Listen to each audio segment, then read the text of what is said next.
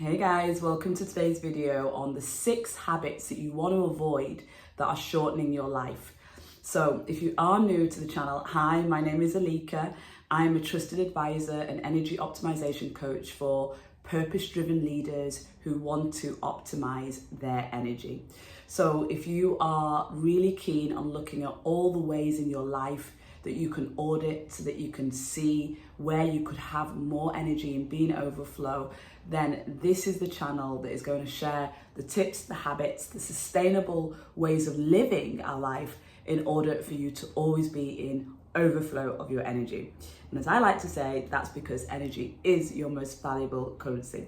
So let me dive in, because when I was writing my notes on what I wanted to say today in this video, I thought, oh God, I just love my perspective that I'm going to come at with this, because I think there's so many lanes that you could just focus in on that are very rigid and logical, but these are the ones that really impact energetically how you feel and how you move through the world. So I think, when we talk about avoiding these habits that just shorten your life, because so many energy drainers are just not allowing you to live the best version of your life, to be in the highest state, and therefore even the time that you have, even though it's been reduced, you're also not getting quality of life, which I think is really the most important thing. And especially when we talk about longevity, we really want to talk about that health span as well, like there's different elements to this. So let's go into these 6 habits. So the first one is your nutrition, and I'm going to include in that the water that you consume, the liquids that you consume. So if you are living a life where you look at your plate and you have, firstly, if you have 3 meals a day, for most people, there's just no need for that to be the case. But let's say you're living that life of 3 meals a day and you look at the plate, and on the plate, majority of the time, are foods that contain either flour or sugar as the main staple. That is going to shorten your life. When we think about flour, what do we think of? We think of grains that have been heavily processed. The minerals, the vitamins, the nutrients, especially things like fiber, have been removed. And so it's a substance that is now used to fill us. And I always like to remind people that grains were typically used traditionally to fill cattle and animals, to fatten them up in a cheap way, or to feed poor people. And for most of the people that are watching this video, they don't need to fatten themselves up with flour. It is a choice for you to look at going for cheap foods because you don't think you're worth it.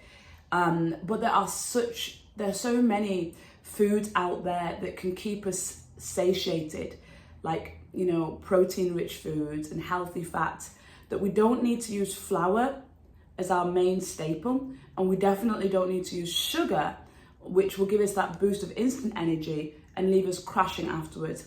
And so what these foods do, bearing in mind that all grains or flours are carbohydrate source that convert to sugar in the body, what these do is they stop the body from working optimally, because you're having these blood sugar spikes and these crashes of your energy.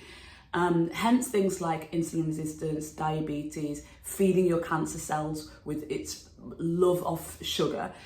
All of these ailments that we see that now are in the modern day illnesses, we can connect them back to blood sugar spikes. So let's think about the habit that we want to create is making sure that when we put food on our plate, these foods come from nature. And the way I always describe that is, if you think about your grandma when she was a child, so for most, we're going 3 generations back now, and look at anything that would have been growing, moving, or swimming in the nearby waterfall where she grew up. Those are our food sources. These are the foods that are designed for us to eat. They're foods that are designed for the human mammal. Then I want to move from that into water, which is part of this first habit, because when you are especially taking flour and sugar, you're going to find that the body is now looking for liquid sources that are stimulating in the same way. And then you end up finding yourself drinking less and less water.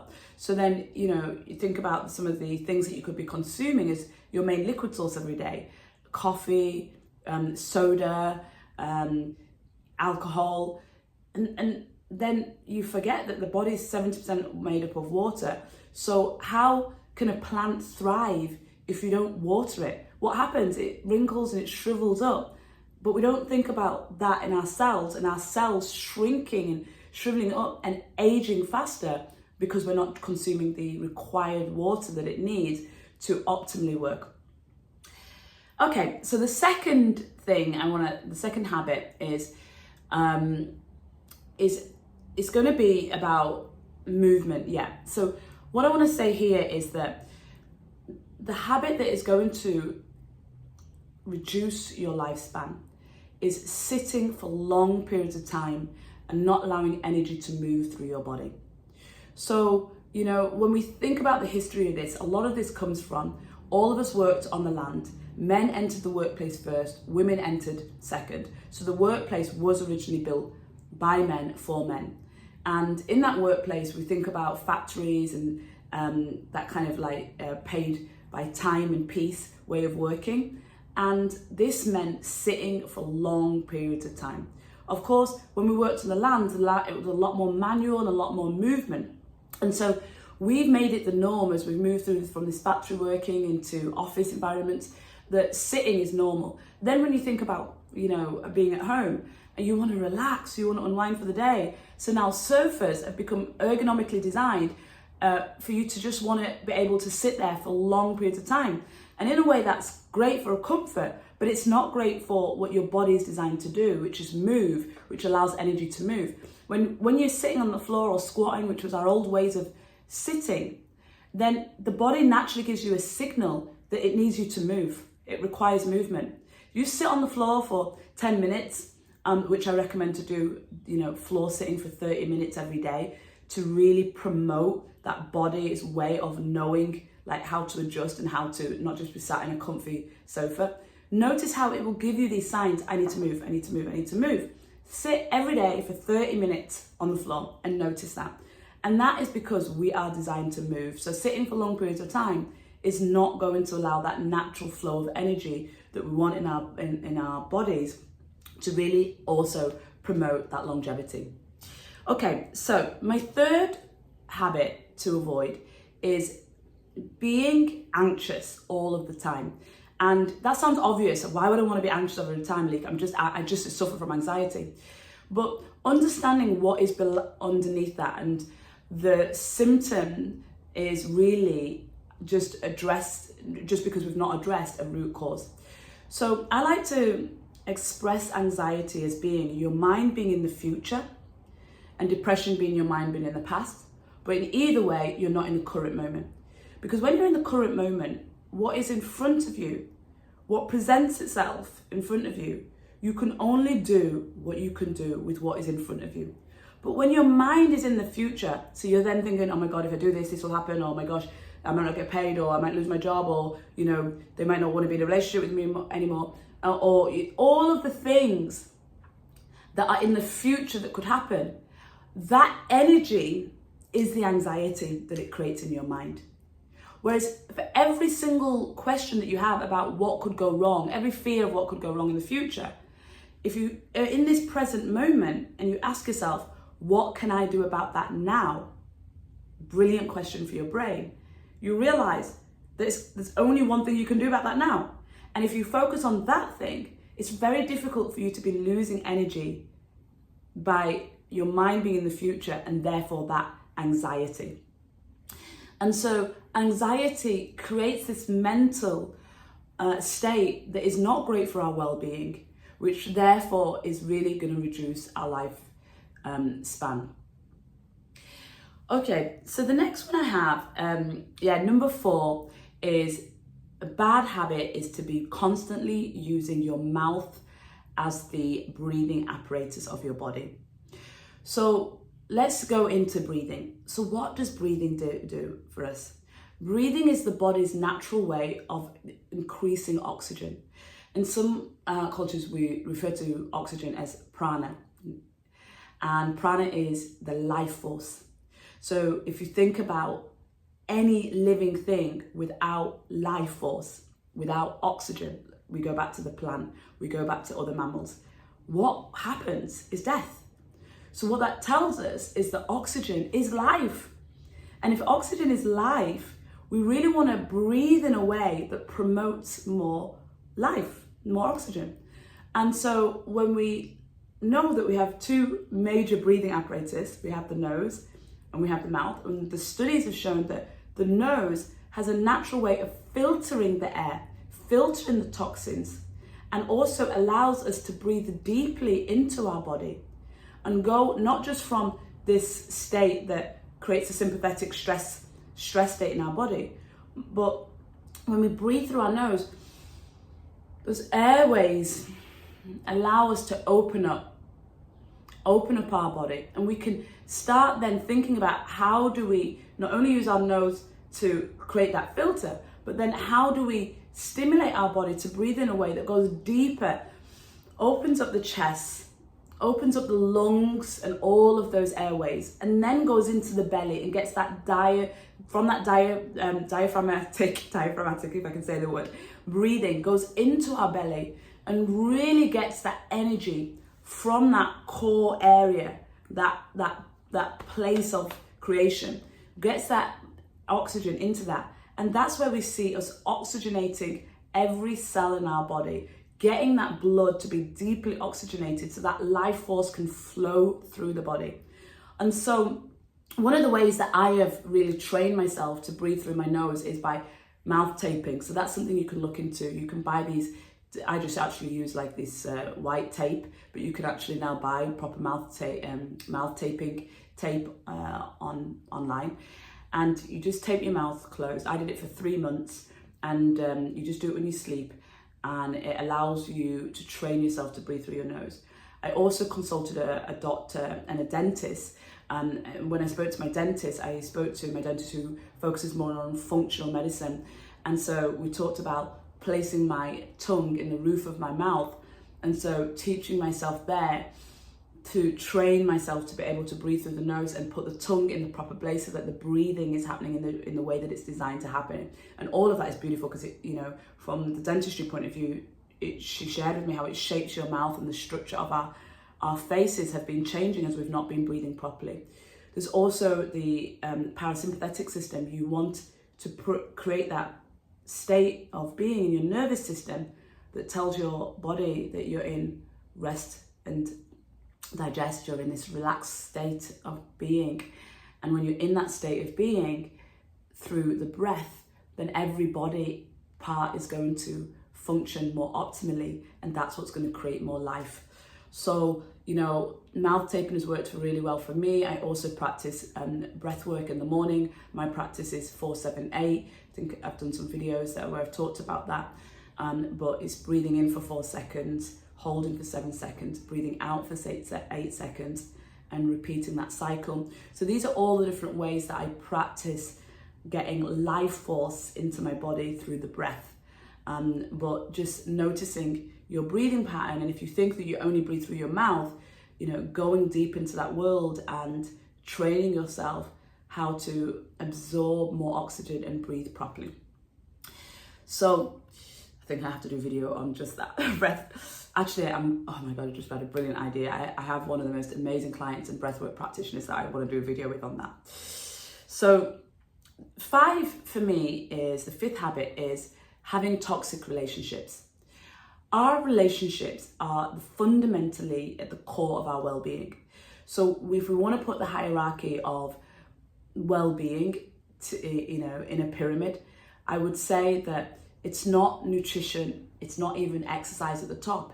It really is our relationships, because our relationships are the very nature that influence, the very thing that influences all of our other well-being. Our relationships impact what food you decide to eat. Our relationships impact whether you exercise today or not. Our relationships impact whether we come home and we feel that we are emotionally supported or not. Our relationships are where we allow ourselves to download and feel held in a container where people understand us. We are social beings, and we moved in tribes for survival. So we know that the connections of the people that we're with allowed us to thrive. And so I think having that assessment, I do this as part of my energy audit with my clients, is having that assessment of the people that you spend the most time with, having that assessment of your work relationships, your managers, your intimate partners, your friendships, your family members, and are they energy vampires that take energy away from you and you feel that? Or do they give you energy and you feel nurtured, supported, thriving around them? That is what you really want to be considering when you think about your relationships and that longevity piece. And you know, when they study the blue zones and they look at these areas in the world that have the most centennials, people over 100, you can see that their relationships as they get older allow them to really be part of a community and allows that well-being. You see in Okinawa where they go to the community town hall and they get together and they play games and they do these things together. And then I also saw a study recently that was talking about how in this middle point of your life where you are building your careers and you let people that are important to you go, you don't spend much time with them, you don't invest in them, and then the impact of that later in life where, yeah, you may have built this great business or you may have built whatever it is, but you then don't have these close connections anymore. So it's really understanding that, you know, allowing your relationships to be toxic is going to drain your life force, but also not investing in energies that allow you to thrive is not going to be the best. So really, I can talk so much about relationships because I think it's one of the things that I've spent the most time working on in the last couple of years, and it's profound, and I just feel so blessed to have beautiful people around me, but also, you know, to be more focused on the quality of my relationships and not the number of my relationships. And just noticing when somebody isn't that nurturing energy for me, because I'm no longer used to having vampires around me, that when somebody comes along and they've got that kind of energy, I'm like, ugh, it feels ick, because that's just not what I have anymore. So I feel super grateful that that's the position that I'm in. So number 6 of the habits that are really going to shorten your life is not having a sense of purpose, not having something that drives you, that is your North Star, that allows you to know where and how you should use your energy.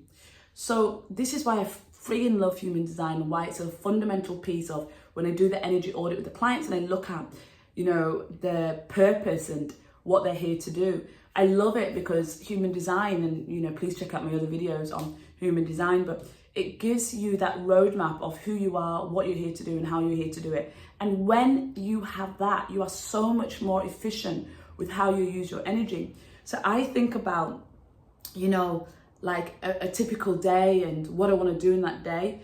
And the truth is, for me, every single day, there's one thing that's aligned to my purpose that I do, which, you know, for me, my purpose is really to help to bring up the energy, the well-being of others through deeply penetrating them with messages that give them an insight so that they can transform their life and that they are using their energy efficiently. And so that energy therefore is an overflow, and then they go on to have a bigger impact in their life of others. And that's because my vision of the world is a world that has more peace, more joy, and more harmony.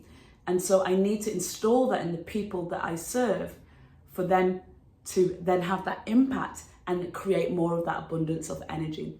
So, you know, everything that I look at with my clients in terms of how do I audit you for energy leaks that don't need to be there, because I want you to be an overflow of your energy, because I want you to have a greater impact, but you need the energy to do that. And I look at this mission and I look at, you know, my everyday life and my habits, the food that I eat, the movement that I get, my time in nature, the people I surround myself with. These are all fundamentally because I need to be efficient with my energy, because I've got that clear sense of purpose. And I think, you know, because I think the mental illness is a topic of conversation for so many, but one of the elements of that is that confidence. And I just think when you have a clear sense of purpose, you have confidence. And so, yeah, I put this as the last one because when you have that sense of purpose, your longevity is going to be there. Your lifespan is going to be optimized. And that time that you have, with the precious time we have on this planet, or the other planets that we're going to find out about, it's going to be so rich because you know what you're here to do with this time.